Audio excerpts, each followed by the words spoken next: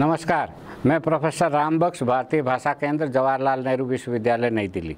समकालीन साहित्य चिंतन पाठ्यक्रम के अंतर्गत आज हम रोला बार्थ की साहित्य दृष्टि पर विचार करेंगे।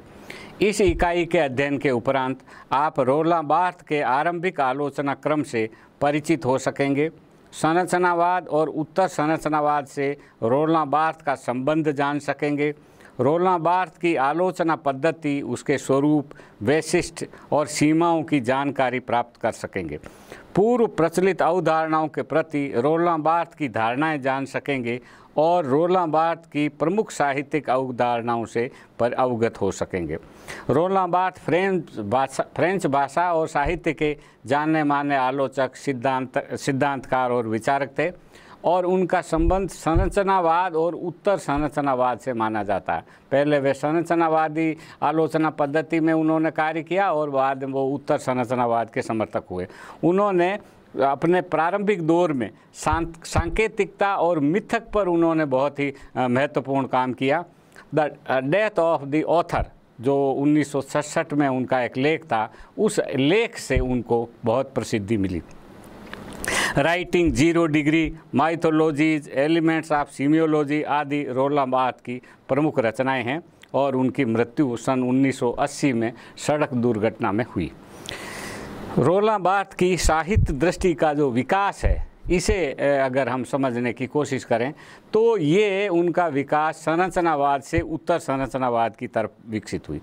मूलतः इनकी आलोचना भाषा विज्ञान से आगे बढ़ती है और आप जानते हैं कि समकालीन साहित्य चिंतन में बहुत सारे ऐसे सिद्धांत हैं जिनका संबंध भाषा विज्ञान से और मूल भाषा विज्ञान से बाद में संरचनावाद और उत्तर संरचनावाद और उत्तराधुनिकतावाद और विखंडनवाद और बहुत सारे ऐसी साहित्यिक मान्यताएं आई जिसका रिश्ता इस भाषा विज्ञान से। और भाषा विज्ञान में जो संरचनावादी अर्थ विज्ञान और अर्थ मीमांसा है, उस मीमांसा से इनका बहुत गहरा रिश्ता है।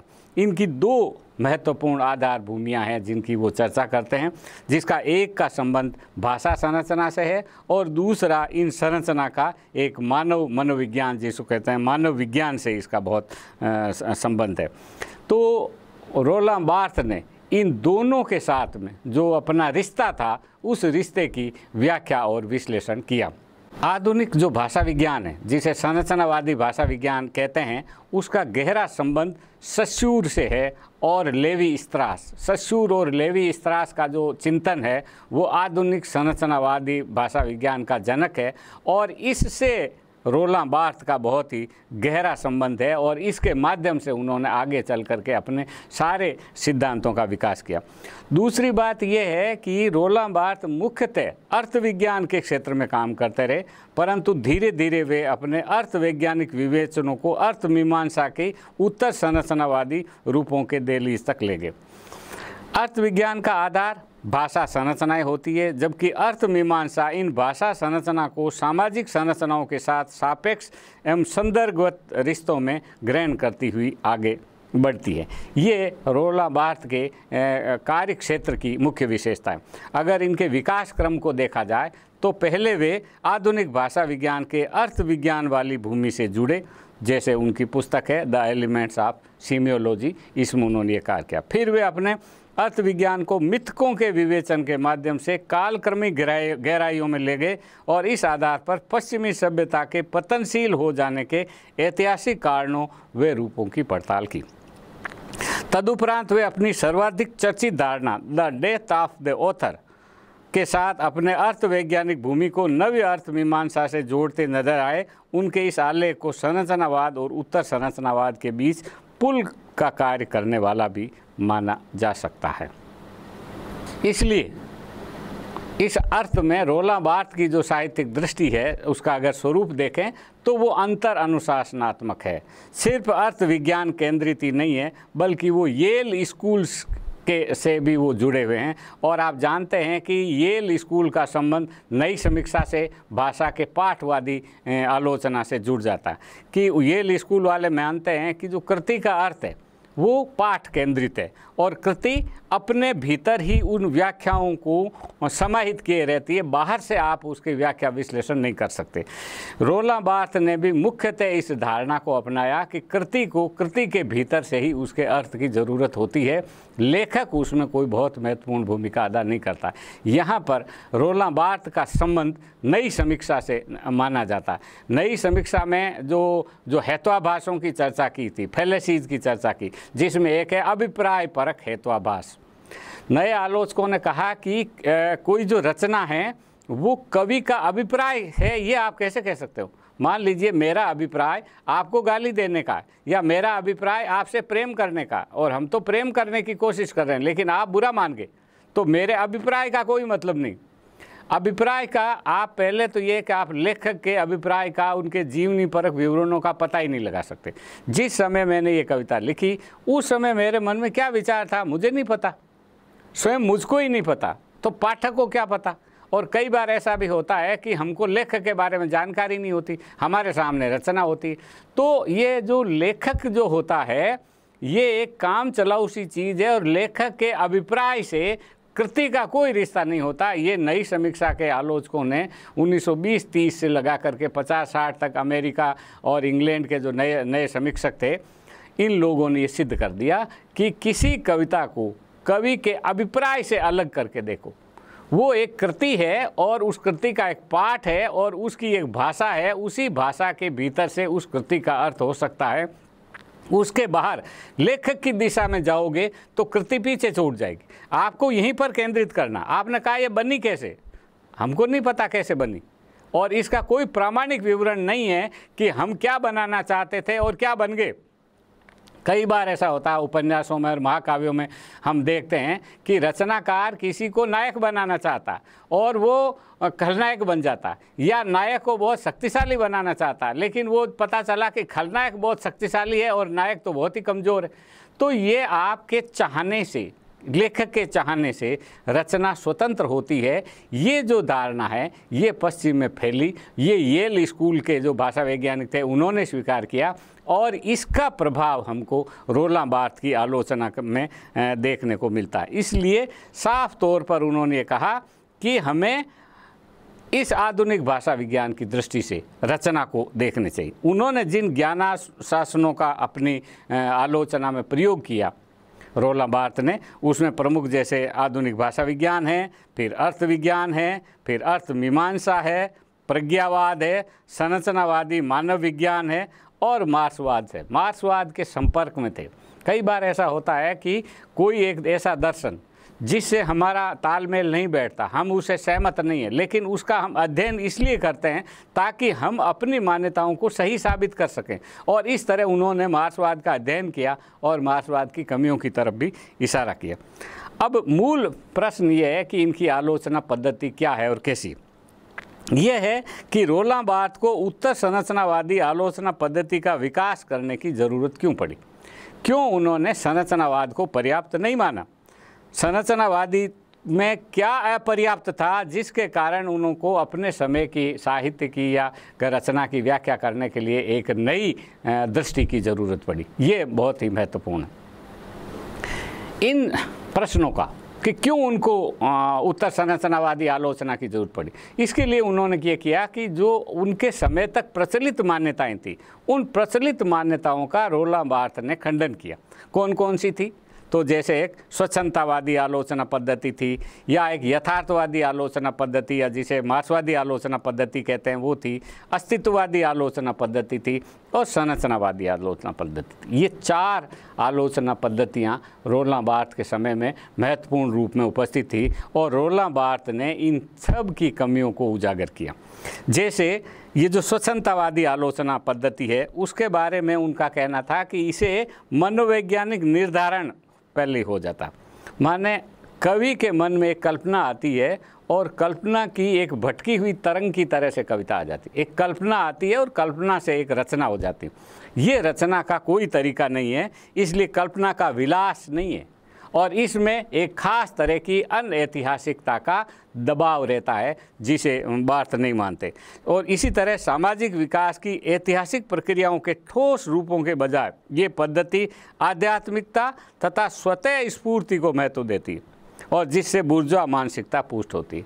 कविता स्वतः स्फूर्त है, अपने से किसी समय मन करा तो कविता आ गई, कोई बहुत प्रयास नहीं करना पड़ा, कोई बहुत मेहनत नहीं करना पड़ा, मन के भीतर का आवेग आया और कविता की रचना। ये जो रचना पद्धति है रोलां बार्थ इसका विरोध करते हैं। इसके बाद में जो यथार्थवादी आलोचना पद्धति है बार्थ उसका भी विरोध करते हैं कि यथार्थवादी आलोचना पद्धति की भी कुछ कमियां हैं। उसमें वो एक तो वो रूढ़ नैतिक बोध को मान्यता देते हैं, पहले से तय है, मान्यता तय है कि ये तो खल पात्र होएगा, ये अच्छा होएगा, ये आदमी कभी, इस वर्ग का व्यक्ति कभी भी अच्छा नहीं हो सकता, ये पहले से तय है। और अगर आपने पहले से ही किसी चरित्र को तय कर दिया तो आप उस चरित्र के भीतर की संभावनाओं तो निकालेंगे ही नहीं। इसलिए अपने जो ये यथार्थवादी है व्याख्या है, ये तयशुदा लक्ष्यों या रूपांतरण के मॉडलों को सामने रखकर एक ही तरह की व्याख्या को महत्व देती है और इससे अन्य व्याख्या संभावनाओं का दमन हो जाता है। एक रचना की एक ही व्याख्या, दूसरी कोई व्याख्या नहीं हो सकती। तो संभव है कि आपको कोई एक और व्याख्या उसके अंदर उस रचना के भीतर दिख पड़े, लेकिन आप उसको नहीं देखते, आप कहते हैं कि इसमें तो यही है बस, और यहाँ पर आकर के एक बंद कर देते हैं। ये जो बंद दृष्टि है बार्थ के अनुसार ये सही नहीं।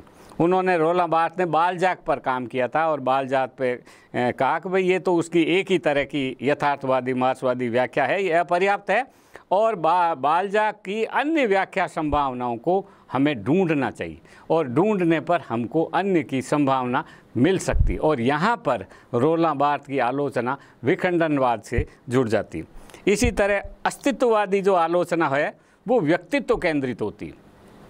निर्णय करने की स्वतंत्रता, मैंने निर्णय किया उसी समय मेरी स्वतंत्रता, ये निर्णय का नैतिक दायित्व ये व्यक्ति पर निर्भर करता है। तो ये व्यक्तित्ववादी आलोचना है जो पाठ को महत्व नहीं देती और इसलिए इस अभिव्यक्ति को भी रोलां बार्थ खंडन करते हैं। इसके बाद संरचनावादी आलोचना पद्धति है, जिस आलोचना पद्धति से रोलां बार्थ स्वयं आलोचना लिखा करते थे और उन्होंने काम करने के दौरान इस संरचनावादी आलोचना पद्धति की सीमाओं से वो परिचित। उनकी मुख्य आपत्ति ये थी कि संरचनावादी आलोचना पद्धति भाषा के संकेतकों का इस्तेमाल शाश्वत या सार्वभौम अर्थों में करती है। संकेतों के अतिक्रमी हो जाने से नुकसान ये होता है कि एक तरह की व्याख्या के लिए जगह बनती है और शेष व्याख्या संभावनाओं का दमन हो जाता है। यही आपत्ति उन्होंने यथार्थवादी आलोचना के लिए भी की कि यथार्थवादी आलोचना और संरचनावादी आलोचना अन्य अर्थ की संभावनाओं को नकारती है, क्योंकि संरचनावाद में कहा जाता है कि जो चीज़ जिस जगह है वही जगह आएगी और जिस चीज़ का जो अर्थ है वही रहेगा, वो पहले से तय है। तो ये जो शाश्वतता में विश्वास है, इस शाश्वतता में विश्वास के इस मॉडल को रोलां बार्थ ने खारिज किया। फिर यहाँ पर दरिंदा की जो विखंडनवादी जो आलोचना है उससे हम इसकी तुलना कर सकते हैं। रोलां बार्थ ने जिन्हें सार्वभौम और अतिक्रमी संकेतक कहा है, उन्हें दरिदा ने पूरी भाषा व्यवस्था और उसके अंतर्गठन से जुड़ी संरचनाओं की खोज की। इस तरह दरिदा रोलां बार्थ से एकदम आगे अलग तरह के आलोचक हो जाए। तो हम ये कह सकते हैं कि रोलां बार्थ ने अपने समय में जो प्रचलित आलोचना पद्धतियाँ थी उन सभी आलोचना पद्धतियों की आलोचना की और उनकी कमियों की तरफ इशारा किया और तब उन्होंने अपनी मूल जो उनकी अपनी मान्यता थी उसे उन्होंने हमारे सामने रखा। रोलां बार्थ के मूल सिद्धांतों को अगर हम समझने की कोशिश करें, अगर हम देखने की कोशिश करें तो किस तरह से उनके विचार विकसित होते हैं, तो जिसमें से पहला जैसे मान लीजिए ये है कि भाषा कि साहित्य का जो पाठ है वो भाषा का पाठ है। तो भाषा क्या होती है? तो इसके लिए बार्थ ने कहा कि भाषा संविधान जैसी व्यवस्था है जिसके नियम वाणी से तय किए गए कूटों द्वारा बनाए व समझे जाते हैं। एक अमूर्त सी चीज़ है लेकिन वो उसका ठोस व्यावहारिक महत्व है जैसे संविधान का महत्व होता है। दूसरा, भाषा को केवल बोलने सुनने की क्रियाओं से जुड़ी हुई वस्तु नहीं समझना चाहिए, सिर्फ बोलने सुनने के नहीं, वह समग्र दैहिक अभिव्यक्ति जैसी होती है। अतः भाषा का संबंध भाषा विज्ञान से ही नहीं है, वह ज़्यादातर इतर भाषा वैज्ञानिक होती। अब ये बड़ा ही महत्वपूर्ण है कि जिस आलोचक ने भाषा विज्ञान के आधार पर काम किया और भाषा के आधार पर वो पाठ का निर्धारण करता है, वो ये कहता है कि ये सिर्फ भाषा विज्ञान का ही मामला नहीं है, ये भाषा विज्ञान से इतर क्षेत्रों में भी आता है। और भाषा सिर्फ बोलने सुनने तक नहीं है, इतर देहिक अभिव्यक्ति। इतर देहिक अभिव्यक्ति क्या है? मान लीजिए आपने गुस्से में मुंह बनाया, आपने हाथ से कुछ किया, इशारे से कुछ किया, संकेत से कुछ किया, बहुत सारी चीज़ें आपने चुप्पियों से बहुत सारी बात कही, आपने किसी बात का जवाब नहीं दिया, या किसी बात को बहुत उग्रता से दिया, या किसी बात को बहुत आपने शालीनता से स्वीकार किया। ये जो पाठ के भीतर की जो चीज़ें होती है, ये सिर्फ भाषा वैज्ञानिक व्याकरण के द्वारा इसको नहीं समझ सकते, ये इतर भाषा वैज्ञानिक बात के अनुसार माना जाता है। फिर वाक्य या वाणी भाषा के संविधान में नियमों और कूटों के रूप में मौजूद होकर हमें संदेश तक ले जाती है। वाणी के नियम, ये कूट सामाजिक होते हैं, अतः वाणी और भाषा निजी नहीं हो सकती। अब ये भी एक बड़ी महत्वपूर्ण स्थापना है कि आपकी अपनी कोई भाषा नहीं है, आप उसके कोई मालिक नहीं हो। आपको जो भी भाषा मिलती है, आपको जो भी शब्द मिलते हैं, वो सब समाज से मिलते हैं, क्योंकि समाज ही उनको स्वीकार करता है और आप समाज से ग्रहण करते हैं, इसलिए वो व्यक्ति की संपत्ति नहीं है। जब व्यक्ति की संपत्ति नहीं है और आपने भाषा में सर्जन किया है, तो आपका वो जो सर्जन है वो भी आपकी संपत्ति नहीं है। इस अर्थ में ये उनकी मान्यता है। दूसरा, फिर साहित्य के भाषा पाठ में लेखक कहाँ होता है, कहाँ है लेखक? तो इस पर बार्थ ने कहा कि वो देह से अनुपस्थित अन्य पुरुष की तरह बोलता है, इसलिए वे साहित्य पाठ का अन्य पुरुषगत पाठ करने वाला पाठक होता है। उसे साहित्य पाठ को अर्थ देने वाले बुर्जुआ की तरह देखना अनुचित है। माने लेखक आमतौर से माना जाता है, अब तक की जो पुरानी आलोचना पद्धति है वो ये मानती है कि लेखक किसी पाठ को अर्थ देता है। वो ये तय करता है कि इस वाक्य का ये अर्थ है, कामायनी का ये अर्थ है, गोदान का ये अर्थ है, रामचरितमानस का ये अर्थ है, और भ्रमर गीत का ये अर्थ है, सूर सागर में मैंने ये कहने की कोशिश की है और मैं ये कह रहा हूँ, वगैरह वगैरह। ये जो उदाहरण है ये पर्याप्त नहीं है, क्योंकि आप भी उसके अंदर उपस्थित रहते हो, लेखक भी उपस्थित रहता है, लेकिन वो अन्य पुरुष की तरह उपस्थित रहता है। इसलिए वो दैहिक रूप में कभी भी लेखक रचना के अंदर उपस्थित नहीं रहता और वो पाठ से इतर होता। साहित्य पाठों के भाषा स्थितियों, रिक्त स्थानों, शब्दों के अंतर संबंधों से ऐसी अर्थ मीमांसाएँ पैदा होती है जिनका अध्ययन केवल भाषा विज्ञान से नहीं हो सकता। इसलिए अर्थ विज्ञान व अर्थ मीमांसा का अतिक्रमी भाषा विज्ञान चाहिए होता है। इसमें इतर भाषा वैज्ञानिक अर्थ भी विवेचनीय हो सकते हैं, तथापि ये भी पूरी तरह से वैज्ञानिक अध्ययन है जिसे सभी विज्ञानों का साझा विज्ञान कह सकते हैं। ये एक तरह से एक स्थापना रोला बार्थ ने की। इन का अर्थ करने के लिए क्या तरीका इस्तेमाल हो सकता है, बार्थ ने इसके बारे में भी संकेत किया, जिसमें से पहला उन्होंने ये कहा कि भाषा व वाणी के द्वंद्वात्मक रिश्ते होते हैं। भाषा एक लिखित व्याकरणबद्ध और वाणी हम जो उसका उच्चारण करते हैं, इनका जो रिश्ता है वो एक तरह का द्वंद्वात्मक रिश्ता है, वो सरल रिश्ता नहीं है। और साहित्य के संदर्भ में वाणी या वाक का अर्थ है प्रवचन, और साहित्य पाठ के अर्थों को समझाने के लिए नियमों के कूट इसी प्रवचन में होते हैं। इसलिए वाक व प्रवचन भी अर्थ की आखिरी कसौटी नहीं, वहाँ अन्य व्याख्याओं के लिए गुंजाइश छोड़नी पड़ती है। इसलिए दूसरे अर्थ आएंगे। उपर्युक्त भाषा वाक द्वंद्वात्मकता के सम और विषम क्रमी अध्ययन करने की ज़रूरत है। इनके अभिधा मूलक व लक्षणा व्यंजना मूलक अर्थ स्तरों का अध्ययन करना होता है। ये सामाजिक व्यवहारगत मूल व्यवस्था के आधार पर अध्ययन, यहाँ हम उन मूल्यों की सामाजिक संरचनाओं की चर्चा करते हैं जिन्हें मिथकों के जरिए बुर्जुआ वर्ग रूढ़ मूल्य संरचनाओं की शक्ल देता है। लोक चित्र की व्यवहारगत मूल्य संरचनाएं भी विकासमान होती है। इस तरह से ये जो भाषा का और पाठ का जो अर्थ है, इस अर्थ की जटिलता की तरफ रोला बार्थ इशारा करते हैं। प्रमुख जो उनकी अवधारणाएं हैं रोला बार्थ की, उसमें से हम कुछ का जिक्र करना चाहेंगे, जिसमें यह कि पाठ की आत्म संभवता, वो जो पाठ होता है वो अपने आप में पर्याप्त होता है, और कृति के पाठ को कृति के भीतर ही खोजना चाहिए, कृति के बाहर कृति का पाठ नहीं। और बाहर का पाठ जब तक कृति के भीतर नहीं आ जाता तब तक आप उसके उस अर्थ को किसी संदर्भ से व्याख्यायित नहीं कर सकते। यहाँ इनका कहने का मतलब यह है कि लेखक ने जो लिखा और फिर लेखक के आप पीछे घूमे कि लेखक ने कब क्या किया था, कहाँ यात्रा की थी, कहाँ देखा था, कामायनी में जिस समुद्र का वर्णन है वो प्रसाद जी ने किस किनारे पे जाके देखा था, ये पाठ के आप बाहर जा रहे हो। आप वहीं तक सीमित रहिए जो आपके सामने आपका पाठ है, और वो पाठ आपको पर्याप्त अर्थ देता है, उसमें गुंजाइश है, उसी के भीतर से आपको एक अन्य अर्थ भी और मुख्य अर्थ भी आपको निकालने होंगे। तो एक तो ये है कि पाठ की आत्मसंभव। दूसरा, लेखक साहित्य के कृति पाठ में अनुदित होकर उसी के एक हिस्से की तरह रहता। लेखक भी उस पाठ का ही एक हिस्सा है और अपने मंतव्यों को वो उसमें अनुदित कर देता, उसका भी अनुवाद हो जाता। वो अलग से बाहर खड़ा होकर के किसी कृति का अर्थ नहीं देता, बाहर से आप उसका अर्थ नहीं करते, उसका अर्थ उसके भीतर है और वो भीतर ही रह करके कहता है कि ये अब ऐसा है।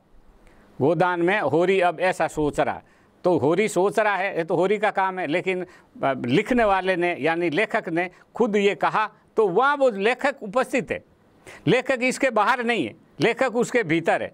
तो कृति के भीतर लेखक उपस्थित रहता है, लेकिन वो उपस्थिति सशरीर नहीं होती।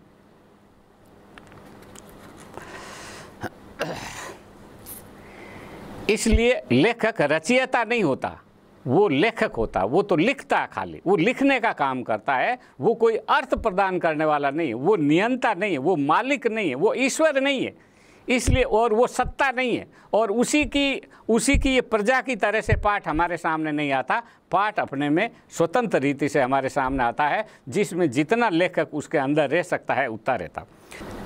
लेखक की पाठ में देहगत अनुपस्थिति एक तरह से लेखक की मृत्यु है, और इसी को ये जो उसका समाहार करते समय वो कहते हैं कि लेखक की मृत्यु हो चुकी है। रोला बार्थ का कहना है कि परंपरागत जो काव्य शास्त्र है वो ये मानता है कि ईश्वर की तरह से ये जो लेखक है ये रचयिता है, ये तो ब्रह्मा है, यही सृष्टि का निर्माण करता है, यही कृति का निर्माण करता है और यही उसको अर्थ देता है। लेकिन जब आप ये कहते हैं कि वो अर्थ नहीं देता, वो तो स्वयं उसके भीतर होता है और आप उसको पढ़ रहे होते हो, और जब आप पढ़ रहे होते हो तो एक लेखक भी वहाँ पर उपस्थित है, अलग से वो अर्थ देने वाला नहीं होता।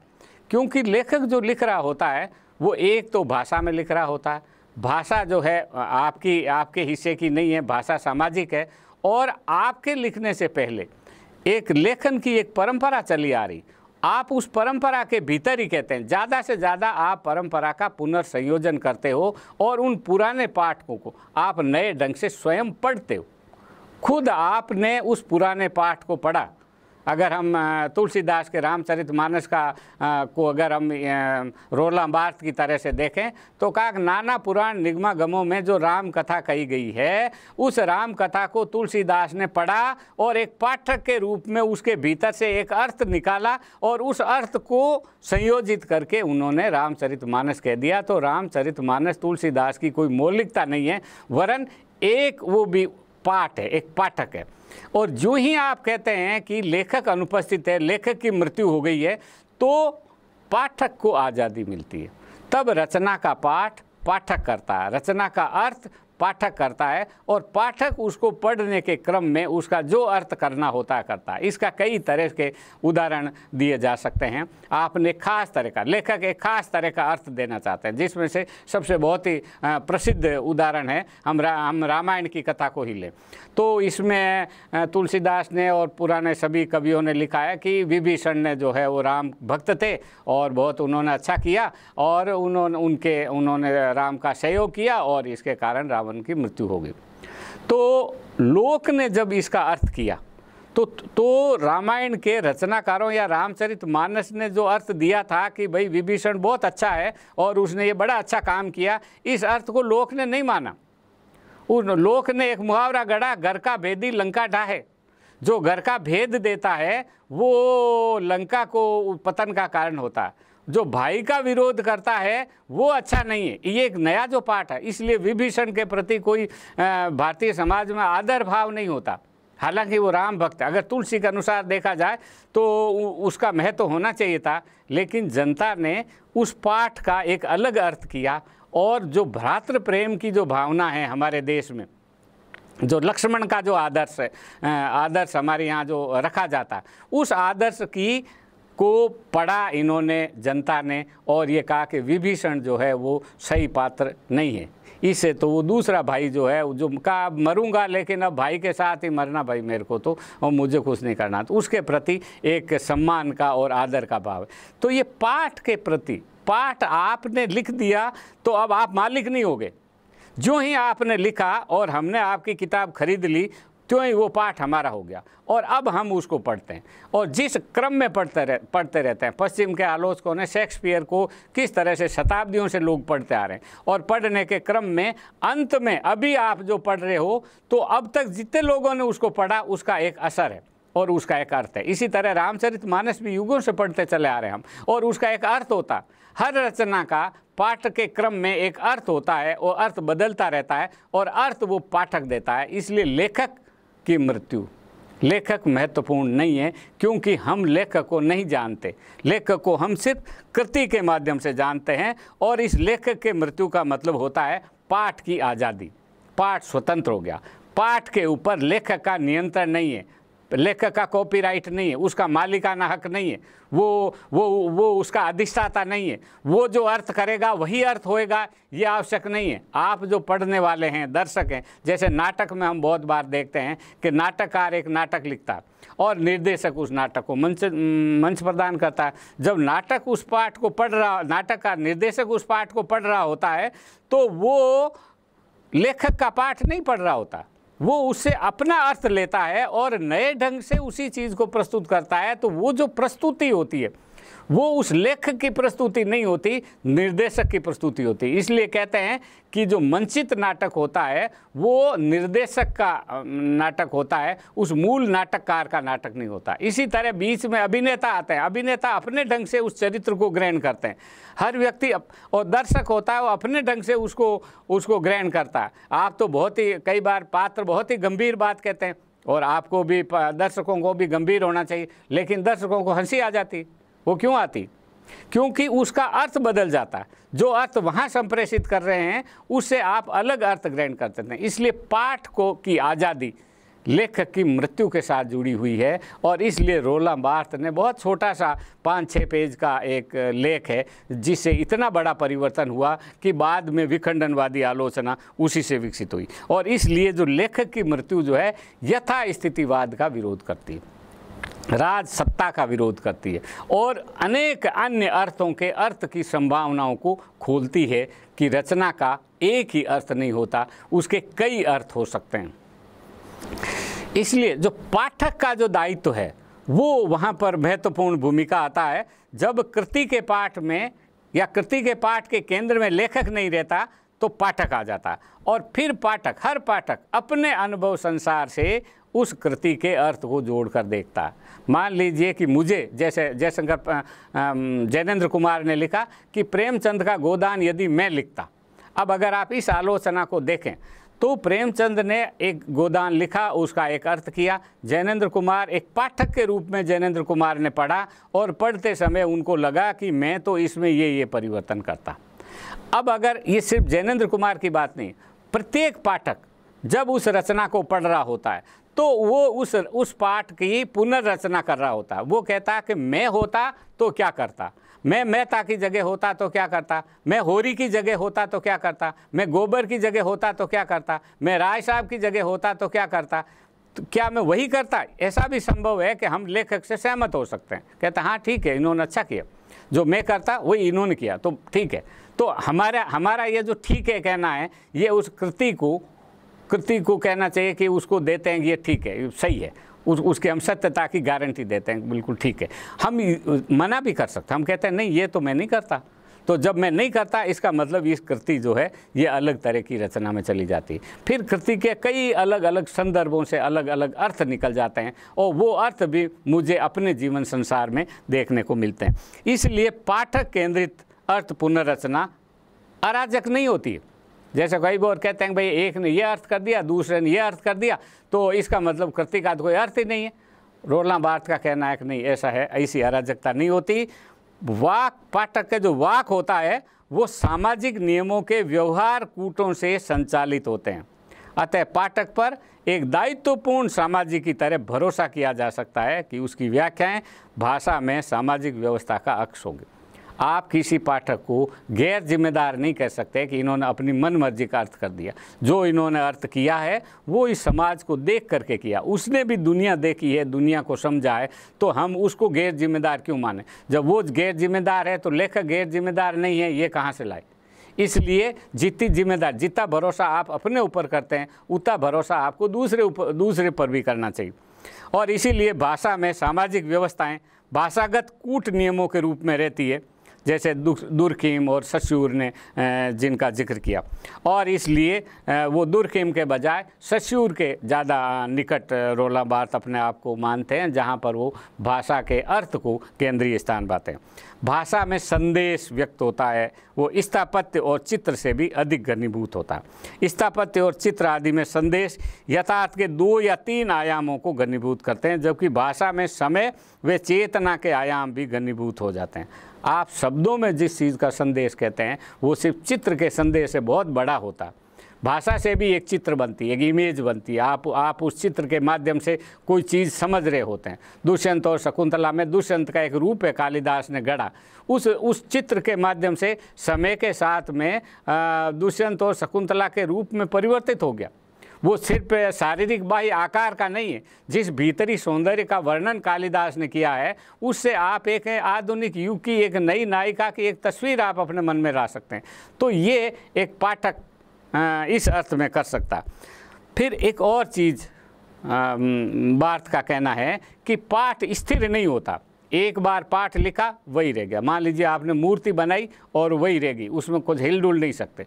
लेकिन पाठ हमेशा विकासमान होता है, परिवर्तनशील होता है, और इसलिए वो पाठ को शाश्वत रूप में मौजूद रहते हुए भी उसका खुला और आज़ाद रहता है, नया रहता है, खुला रहता है, और उसके भीतर से अन्य अर्थ की संभावना रहती है। इसलिए पाठ में एक ही अर्थ नहीं होता।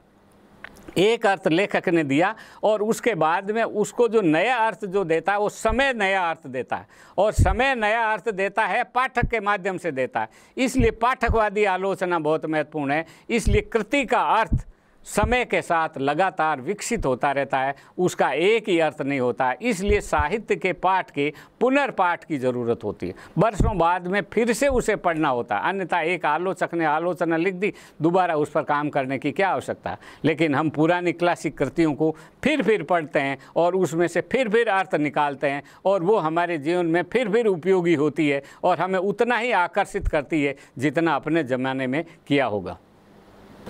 इस तरह रोला बार्थ ने पाठ की आलोचना की एक नई पद्धति की शुरुआत की, जो आगे चल कर के विखंडनवाद की दिशा में भी गई, और पाठ केंद्रित अन्य आलोचकों ने भी उनसे बहुत कुछ ग्रहण किया। एक पाठ के खुले अर्थ को लेकर के अर्थ मीमांसा का एक नया विवाद और एक नया संदेश किसी भी कृति के लिए शुरू हो सकता है, और ये एक तरह की रोला बार्थ के अनुसार एक जनतांत्रिक विधा है, और इस जनतांत्रिक विधा में आप स्वयं उसमें भागीदार होते हैं, और भागीदार होकर के उस पाठ का अपने ढंग से एक अर्थ करने के लिए स्वतंत्र है। ये जो संभावना है ये लेखक को इतर मान करके, शारीरिक रूप से अन्य करके एक नई कृति का आप निर्माण करते हैं। पाठ तो जो है आप उसके शब्दों में, अक्षरों में कोई परिवर्तन नहीं करते।